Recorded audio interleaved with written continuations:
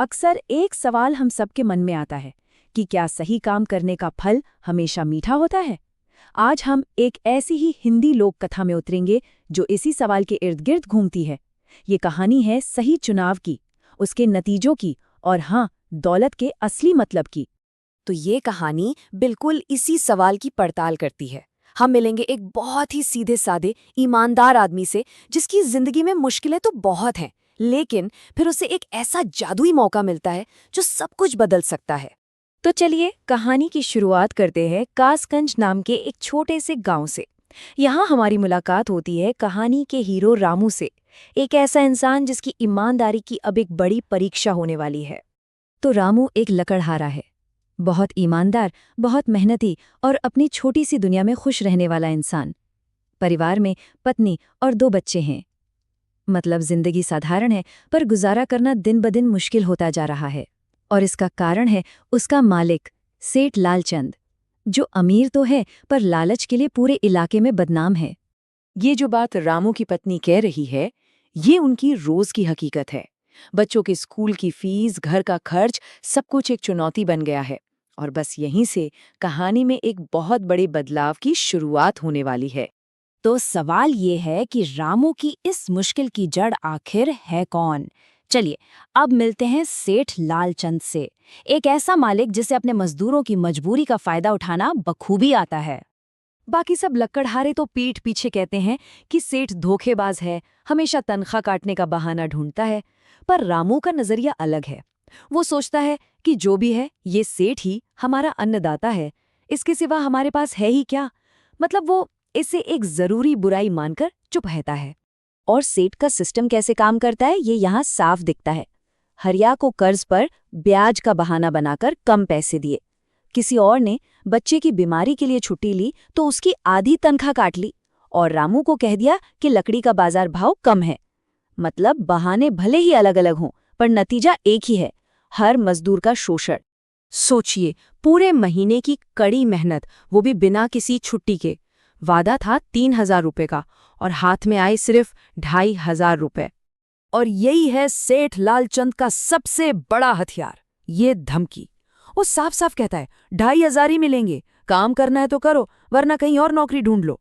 वो जानता है कि ये मजदूर कहीं नहीं जा सकते और इसी मजबूरी का वो फायदा उठाता है। दिल तो टूट गया था रामू का, पर हिम्मत नहीं टूटी थी। उसने फैसला किया कि वो कोई और काम ढूंढेगा। और बस यही फैसला उसे एक ऐसी जगह ले जाने वाला था जहां उसकी पूरी जिंदगी बदलने वाली थी। तो होता ये है कि रामू काम की तलाश में दुकान दुकान भटकता है, पर उसे कहीं काम नहीं मिलता। निराश होकर जब वो घर लौट रहा होता है तो अचानक भैंसों का एक झुंड उसकी तरफ दौड़ने लगता है।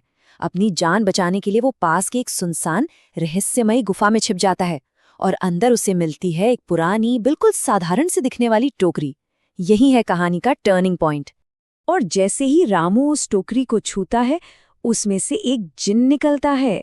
जिन उसे बताता है कि इस गुफा में सिर्फ वही आ सकता है जिसका दिल साफ हो।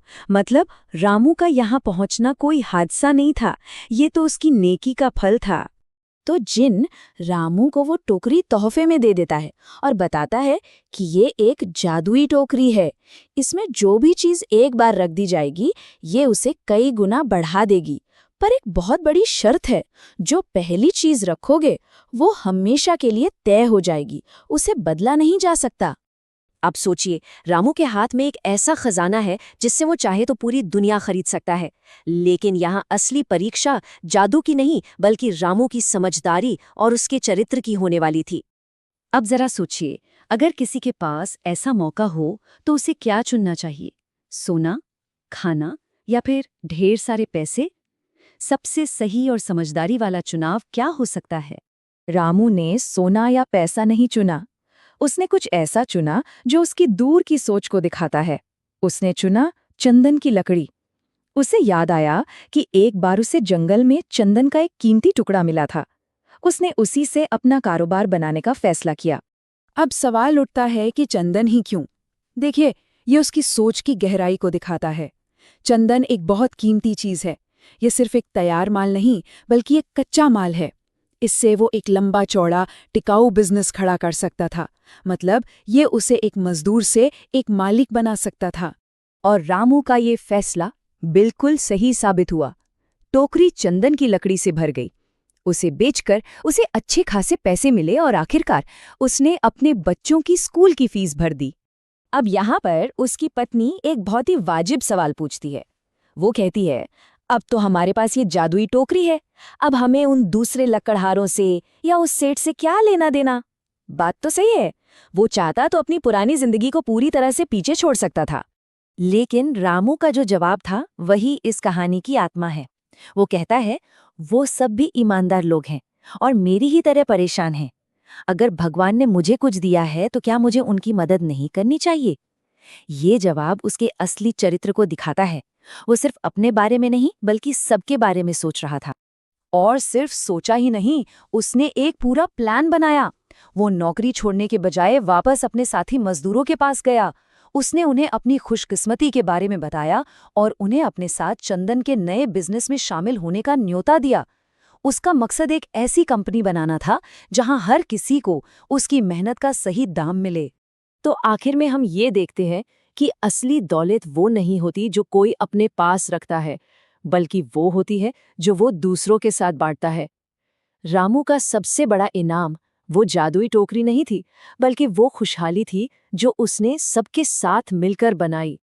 तो ये कहानी हमें एक बहुत गहरे सवाल के साथ छोड़ जाती है।